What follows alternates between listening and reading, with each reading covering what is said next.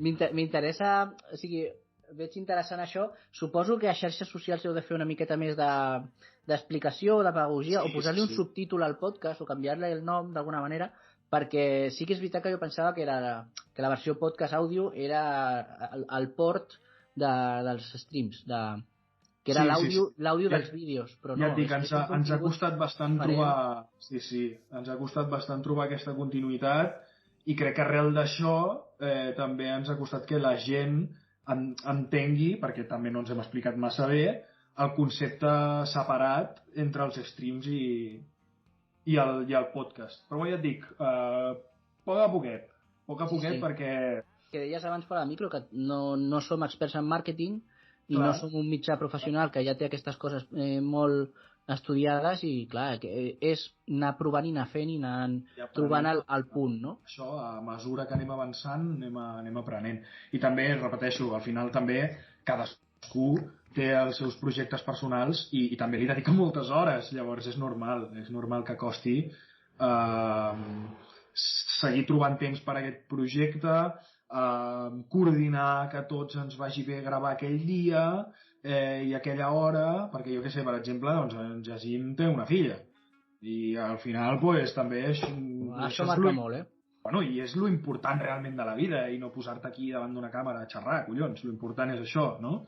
I al final també pues, trobar un equilibri i a vegades costa, però estic segur que aviat donarem amb la tecla i trobarem la manera de facilitar-nos la feina i poder-hi fotre més canya, perquè és que a més ens sap greu perquè és que a més ens encanta fer-ho i estem super a gust i tenim ganes de trobar aquest equilibri, la veritat.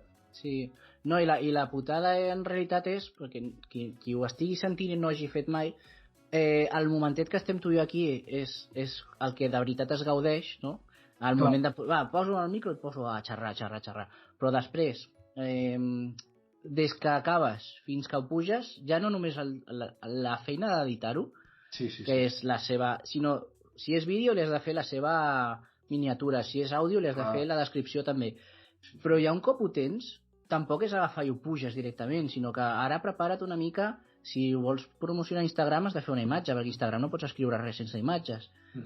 Fes-te una miqueta que estigui guai. El tuit, prepara't també, no el pugis, clar, imagina't que s'ha acabat de fer-ho a les 2 del matí, que bé, ho publico. No, espera't un moment, perquè si ho publiques ara i poses el tuit ningú no s'ho llegirà. L'endemà has de fer el retuit una altra vegada també. I et porta un volum de feina que, clar, com ets tu el creador de contingut, se suposa que això ho dic preguntant perquè tu em responguis, però també t'ho estic dient jo. Sí, no, que sí, o sigui, estic molt d'acord amb tu. O sigui, et porta una feina o una dedicació que no és només ho faig i prou, és... Sí, no és la típica... em fa una ràbia aquest comentari. És posar-se davant d'una càmera i una merda com un piano, això per començar, i després... com si posar-se davant d'una càmera parlant amb naturalitat fos també una cosa tan fàcil, no? Vull dir, és que ni això és una cosa fàcil. O jo ho considero així. Com acabes quan acaben els teus vídeos? Quan acabes de gravar i dius, això ja ho editaré? Quina sensació et queda? Estàs eufòric. Quan acabes jo per almenys estic eufòric perquè dic, vale, perquè sí que és veritat que en el moment on més em tenso és en el moment de gravar. Per què? Perquè vols que... O sigui, no vols haver de repetir res. Vols que tot quedi ben gravat, que se senti bé, que es vegi bé, que no es desenfoqui la càmera, que, jo què sé, que no passi res, que tot estigui correcte perquè després, a l'hora d'anar-ho editant, no et trobis amb cap problema i simplement puguis anar editant. Que moltes vegades, més d'una i de dues, he hagut de gravar el mateix vídeo 2 o 3 vegades perquè, ostres, de cop s'havia desconnectat o no feia bona connexió al micro i no s'ha gravat l'àudio. I vinga, torna-la a gravar sencer. Saps? I amb quina gràcia i amb quines ganes tornes a dir el mateix exactament igual una altra vegada, no? I al final també et passen aquestes coses. I sobretot el que dius tu, quan comences a crear contingut t'adones que està tan lluny de ser només ficar-se davant d'una càmera, bàsicament per això, perquè tu primer has de tenir una idea, això és primordial, has de tenir una idea. Has d'estructurar aquesta idea com vols que quedi dins del format vídeo. T'hauràs d'escriure més o menys, si més no, 4 línies dels temes que vols tocar. Hauràs de gravar-ho. la gravació haurà de tenir un mínim de, doncs, això, que se senti bé, que es gravi bé el so i que no es desenfoqui la càmera, etc. Després d'editar-ho. I d'aquí ja també entra que puguis editar molt o facis 4 talls i ja està. I que tot és vàlid al final. Després, la miniatura. Després, l'escriure, diguem-ne, el títol del vídeo, que també té els seus secrets perquè després et pugui posicionar millor o pitjor el vídeo. Amb la miniatura el mateix, que les miniatures també tenen els seus secrets i les seves coses, entre cometes, psicològiques que fan que tinguis més interès i apretis, no? Igual que el títol. Després, pensar en que ho hauràs de publicar a xarxes socials.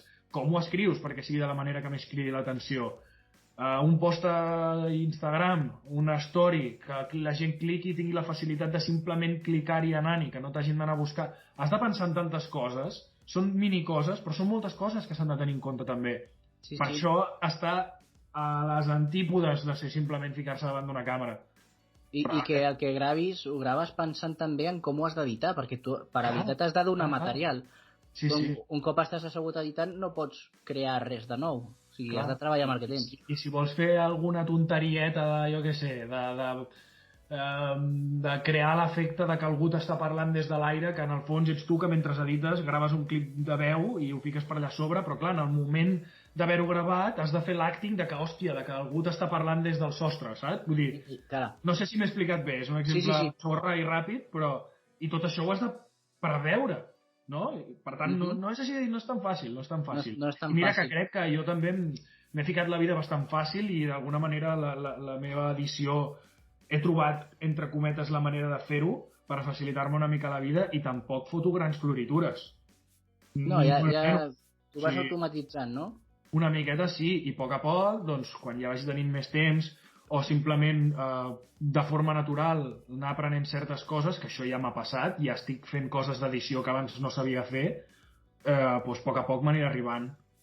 Però sí, també intento no... perquè és que si no són moltes hores, Són moltes hores. Si ja per fer, ja dic, ja per editar els meus vídeos, que no són en absolut res de l'altre món en quant a edició, ja m'estic la meva estoneta. I tant, i tant.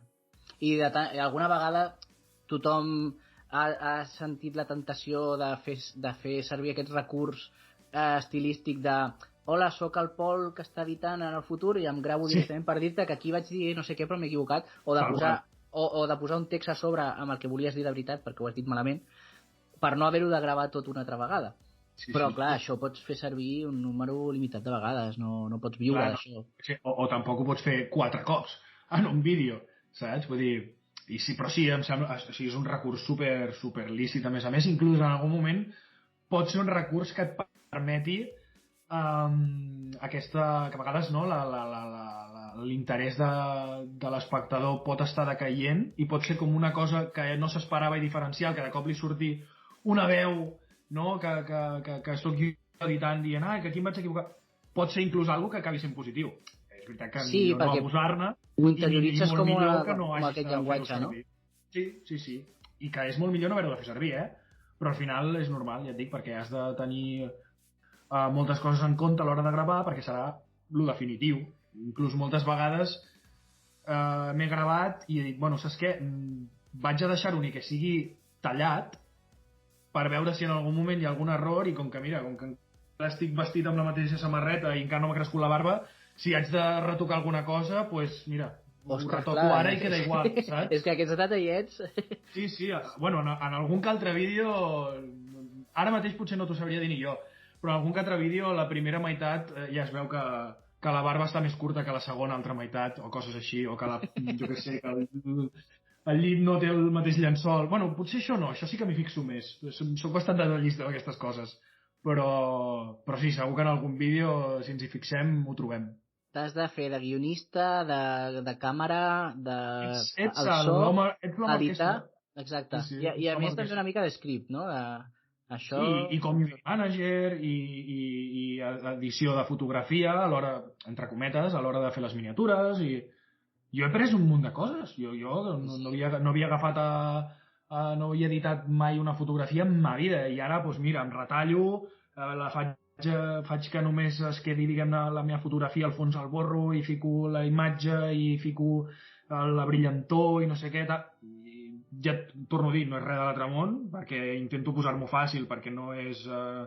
no sóc molt bo en aquestes coses i intento fer-m'ho fàcil, però he trobat la manera que més o menys em sento còmode, crec que funciona, i era algo que jo no sabia fer i que ara ja sí que sé fer. I ja està. I això mola, també. Això mola molt, també. Molt bé. El que et volia preguntar abans, amb el Víctor i el Jacint us coneixeu en persona? Ens vam conèixer en persona fa un parell de mesos. Sí, va ser molt especial. Vau quedar expressament per allò de conèixer-vos o teníeu alguna cosa en comú? Vam aprofitar que es feia una... Bueno, es diu el Graf, no sé si et sona, és com una mena de... no festival, és com... és sobre còmic, com es diu ara? D'autor, bueno, més que d'autor. Gent que no, diguem-ne, que no està darrere de cap companyia, s'autoprodueixen còmics i tal, i en allà doncs es fa com una mena de fira. Sí, fira. Molt bé. Sí, com una trobada, com un... Exacte, i vam aprofitar que era a Barcelona, bueno, Sant Andreu, i que en Jacint hi anava a presentar un còmic que té amb un altre company també, i vam dir, doncs saps què, que anem allà i per un dia que en Jacint, que clar, que és de Figueres, doncs baixa a Barcelona, doncs aprofitem i quedem i ens veiem i ens coneixem en persona i vam anar a dinar, vam anar a sopar, vam passar el dia junts. I aquesta va ser la fi de Contrapicats? No, al revés, jo crec que... Com va ser la cosa? Jo crec que va ser... Ja m'imagino, no?, si estem parlant d'això. No, va ser superguai. O sigui, jo és que sóc molt sentimental i per mi posar-los pell i posar-los, no?, i dir hola i donar-te la mà i fer-te una abraçada, no?, per mi és important. I a mi em va fer molta il·lusió passar un dia amb ells i notar que dius, hòstia puta, aquestes persones no les hauria conegut mai, no les coneixia de res, només he parlat amb ells a través d'una càmera i des del minut 0 de trobar-nos era com si fóssim col·legues de tota la vida. I va ser, hòstia, a mi em va omplir molt, a mi em va agradar molt, la veritat. Del gel que en dèiem, que ja estava trencat el gel, que ja tenia uns lligams entre vosaltres. Clar. És que és això, al final, sí, una càmera és fred i tot el que tu vulguis, però la conversa que tindrem, entre cometes, és la mateixa. No, però li dones importància a la persona que hi ha al darrere. Clar. Ara, ja et dic, sí que és veritat que a mi, per exemple, és molt important també, ja et dic, per mi va ser molt guai poder-los conèixer en persona. I em va fer molta il·lusió, sí. I a més vam aprofitar i vam fer una sessió de fotos també per tenir fotos junts, per si més endavant fem portades o el que sigui de programes i tal. De fet, si us fixeu les portades dels podcasts a Spotify i tal, són fotos nostres i són fotos d'aquell dia. A més, va estar molt guai perquè les fotos ens les va fer en Jordi Galderic, un fotògraf professional que ens va conèixer a través d'això, de trobar-nos, que li molés el nostre contingut, de coincidir un dia en un festival amb en Jacint, d'ell dir-li, hòstia, us veig a Contrapicats, en Jacint dir-li, hòstia, pues, tal dia quedarem. I va dir, pues, us vull conèixer, vinc i us faig 4 fotos. I així va la cosa. Que bé, no? Superguai. També un tio de puta mare, un saludo des d'aquí al Jordi. Aprofito també per reivindicar una mica el donar-li aquest espai a la gent que sap fer alguna cosa i que és professional, específicament si és professional d'alguna cosa o si és molt experimentada en tema edició, disseny, dibuix, fotografia. Hi ha artistes que viuen pràcticament d'això i quan tu tens un mitjà i endavant, perquè al començament doncs ho fas per tu i ja inverteixes part del teu capital personal en temps i en diners i és molt difícil de fer-t'ho venir. Però quan estàs més endavant s'agraeix molt tenir persones, doncs, per exemple, que et faci les fotos un professional, que et faci o si no l'edició, almenys les miniatures un dissenyador professional, aquestes coses que després les xarxes ens han ensenyat que no només et seus davant d'una càmera i parles 4 coses, sinó que hi ha professionals, hi ha gent que s'ha dedicat tota la vida a fer coses i que són uns experts i uns cracs. I, per exemple, els il·lustradors, et fas un tom per Twitter i és brutal. Sí, no? I que al final, vull dir, sempre tens, no, en el teu horitzó mirar de, encara que sigui molt poc a poquet, anar professionalitzant el que tu fas, i ja també per tu, no? Perquè tu també vols que quedi de la millor manera possible. I jo potser al principi, pels coneixements i el material que teníem era impossible, i ara en començo a tenir una mica més i espero que l'any que ve més i el següent més i així fins que